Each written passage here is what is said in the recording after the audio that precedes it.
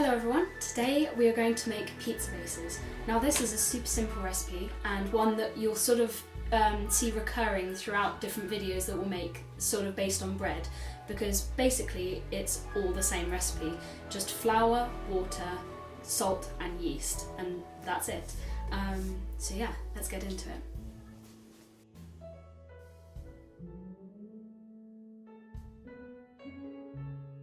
Firstly, we're going to weigh out the flour. We need 500 grams or 1 pound and 2 ounces. So I normally cut it different, so I have 1 pound and 2 ounces, which is 16 ounces, 17, 18 ounces. So I normally split it 10 and 8, so it can fit into this tiny little bowl.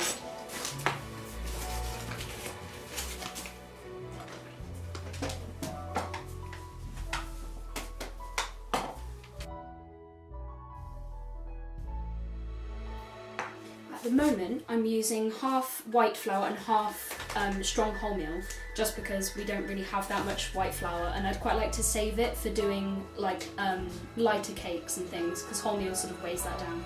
But with this dough it doesn't really matter because of the yeast raising it up, so it shouldn't matter too much.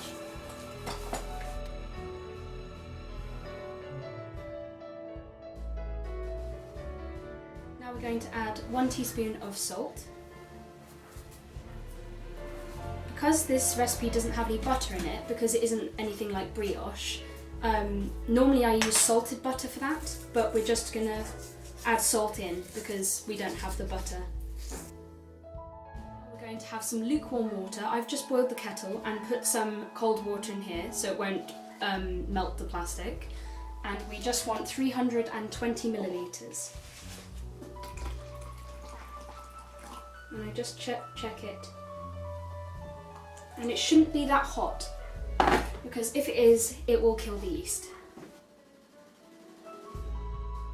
So it's just lightly warm, and then hopefully it will help the yeast to grow and develop. And so normally when I make really light bread doughs, I normally put the yeast in with the water when I know it's the exact amount of water. With this dough, it doesn't matter too much because as it's a pizza dough, you just add toppings on anyway, so it doesn't really matter. So I'm going to put the yeast straight into the flour and then add in the water. So we want 7 grams of yeast, and that's about 2 teaspoons, or just one of the sachets that you can buy in any supermarket. I'm going to add the water very slowly, and I normally use a knife just because then my hands stay a bit dry for longer. As you can see, it's still pretty dry, so we're going to use all of the water this time. Sometimes it depends. You can use all the water, or you can even add some more water. It really depends on the day. There we go. And now we're going to start kneading. So we're just going to put a tiny bit of flour on the surface, because if we add too much flour, it will make the dough really, really dry. So I just squeeze it together like that, so that it can pick up all of the little extra bits that are in the bottom. There we go. Here we are. So we're just going to start kneading it. So what you do is you hold the dough here and you push out with your palm here and you bring it back. And that's basically all that kneading is. And you just keep repeating doing that. And hopefully it will be a bit sticky at this stage, not quite as sticky as the brioche dough, because that's got more butter in it and liquid. So this one should be a lot nicer to knead. As you can see, the dough has already picked up all of the flour. It shouldn't need that much more unless it starts to stick to the surface. You don't have to do it as quickly as I am, but I've just done it quite a few times before, so it's quite therapeutic, I find. Especially when you have the resistance from the dough.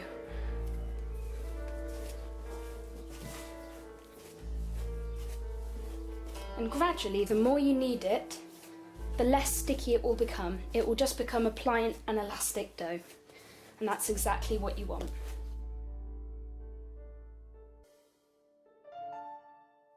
So you just hold, push, bring back, and then you turn it over. Hold, push, bring back. Hold, push, pull. Pretty soft and pliable at the minute, but we're still going to keep going until it's really soft. Should be about 10 minutes of kneading, and if you have a kneading utensil on your appliance, then that should work as well, though I've never used one. I quite like just doing this. I think it's why I like making bread the most, actually. It's getting more and more stretchy, as you can see, and you can start to see it having these little bubbles and stretchiness just along there, and that's exactly what you want.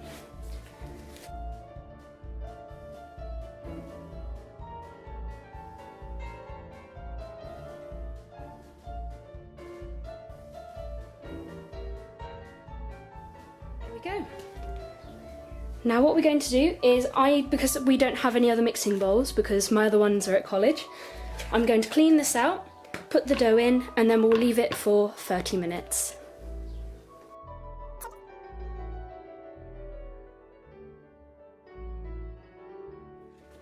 There we go. So I've just oiled it so that when we put it in later, it will just come out very easily.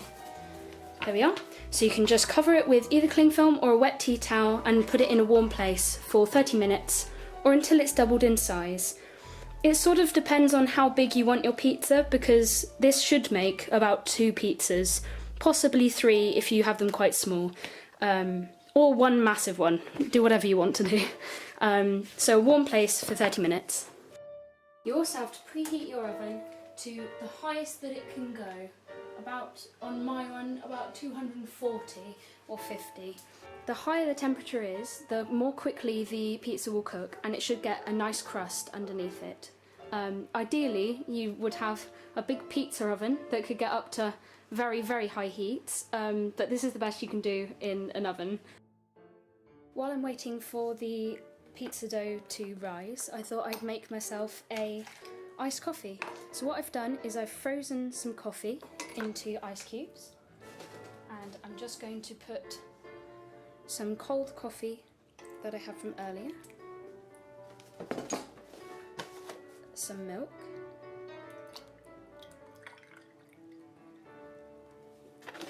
and I just add a tiny bit of honey as well.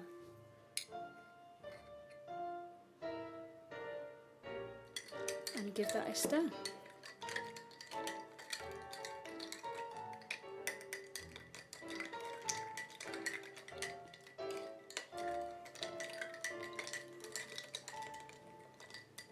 Yum. Oh yeah. So now the dough is nearly doubled in size. We just want our tea really. You take it out of the airing cupboard or wherever you've kept it warm, and we're just going to lightly flour the work surface, and it should just plop right out because we've greased the bowl. Now what we're going to do is also lightly flour the rolling pin and then just roll it out. The difference between this dough and most breads that you will have is that this one you only leave to rise once, whereas others you normally leave 2 times or even 3. What we're going to do is just split it in half so that one we can use for one pizza and one for another. They will be quite big, so you probably could get 3 out of it depending on what thickness you want your pizza. You could keep it that thick and have a deep pan one. Personally, in our house, we like it really, really thin. So that's what I'm going to do. Just thought I'd show you the ingredient toppings that we've got, because I'm making 2 different types of pizza. A scone-based pizza for my mum, which is literally just a normal scone dough, but you just have no sugar and normally less egg, depending on which recipe you use. But we normally like having Swiss cheese, so like Gruyere, a sort of soft melting cheese. I normally put some Parmesan on top as well because it's extra salty. Dad likes mozzarella because it just sort of melts apart, and we're gonna have some chorizo on it as well, but you can put literally whatever you want on your pizza. So I'm just flouring the pan so that it doesn't stick to it, or you can use greaseproof paper. This is just an offcut from my mum's scone-based pizza, and I've just rolled it out really thin, and we can have that for tomorrow for lunch. Because our pizzas are so thin, there's not much to them, and so we normally have a pizza each because they're so thin. But if you have a thick base pizza, it may vary because it's so much dough that it might be quite a lot to have all on your own. So these are the offcuts from my dad's one. I'm going to try and roll out some of them as well. But normally I use just a tiny bit of the offcuts to wipe up at the end with all of the flour. So here's my one, and I just stretch out a little bit like this because I'm using a circular pan, but if you have a rectangular one you can just obviously stretch it into that shape. Unfortunately, I've never been to one of those classes where they do that weird like woohoo thing. One day I'd quite like to, and use a pizza oven as well. That would be pretty cool, but for now I just have to use my hands on a rolling pin. So I normally like it really thin. It might shrink back a bit because the dough like pulls it back like that. But if you have a scone base, then it just stays where it is because it's pastry rather than dough. There we go. And I like it as thin as possible, but a probably normal size would maybe be just under a centimetre thick, but I like it very, very thin. And we just keep going until it's the desired thickness that you want. As you can see, I keep going, and you could have a pizza this big, or you could have even more. You could split that into two, and this mixture could make 4 really thin pizzas, depending on the size that you want. But if you did have a pizza oven, you could do really, really big pizzas, which would also be pretty cool. You could feed everyone. The great thing about pizza ovens as well is that because they have like wood fire in them, you can heat them up to such high temperatures that you literally just put the pizza in and it's done within maybe 2 minutes. But these pizzas will take maybe 10 to 15 minutes in our oven because it isn't quite hot enough. But you have to keep checking them and see what they're like. So now I'm just gonna lift it up. If it has stuck, you should just put some flour on it underneath, but I'm just gonna put this over the top. Here we are. And you can still stretch it, if you can see, just like that, but then it will get very, very thin, and if you start putting liquid on it, which we will be in a minute, it might go through. So there we go. And I'm going to use this extra bit for another pizza, like a scrag end pizza. So what you do is you just cut round the edge so that you don't get it piling up on the side. There we go. Just go around. It's a bit rustic. I don't really care what it looks like, I just care what it tastes like. But if you want to make it really neat, you can use like really sharp knives, or you can just use a cutter or even a pizza cutter as well to make it like a perfect round, but I never really care. You could also do a stuffed crust if you wanted to, so you just get lots of your favourite cheese, put it here, and if you have the extra bit on the side, you then roll it over, and then it makes stuffed crust, and you can put whatever you want in there as well. So that's done. Now for the toppings. So now I'm just going to add some passata. You can use tomato puree and maybe add a bit of water to make it more easily spread. You can have just basically any tomato thing that you have.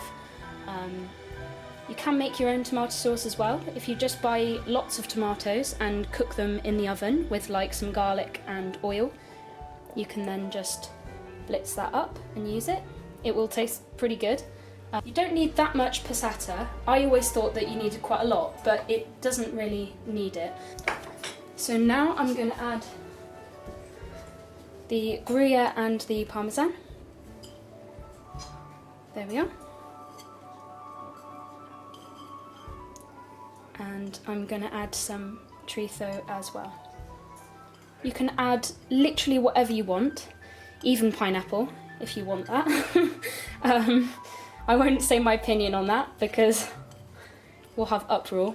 But yeah, whatever you want on your pizza. There we go.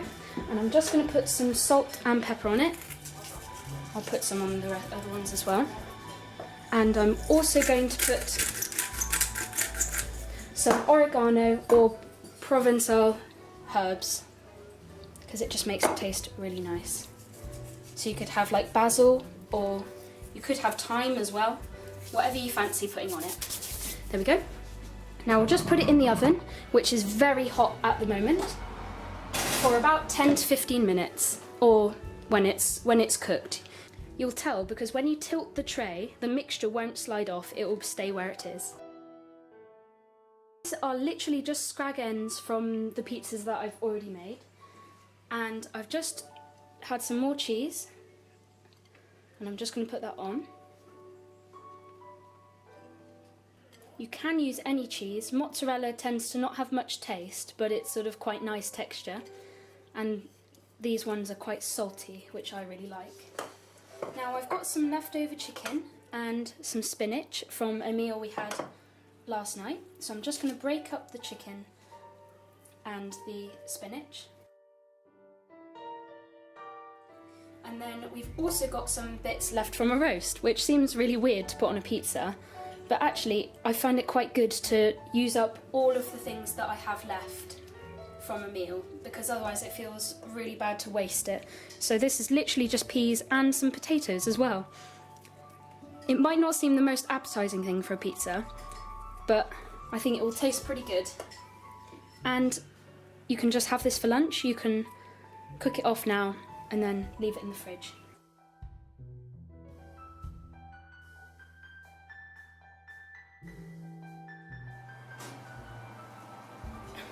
And it's done. As you can see, if you tip it, it doesn't come off.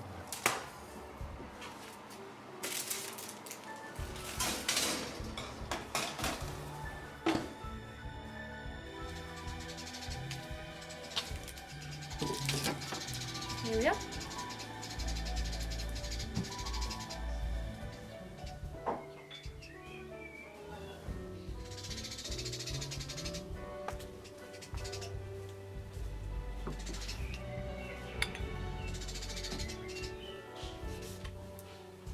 Here we have the two pizzas that we made as just the extra pieces, which I think have gone pretty well.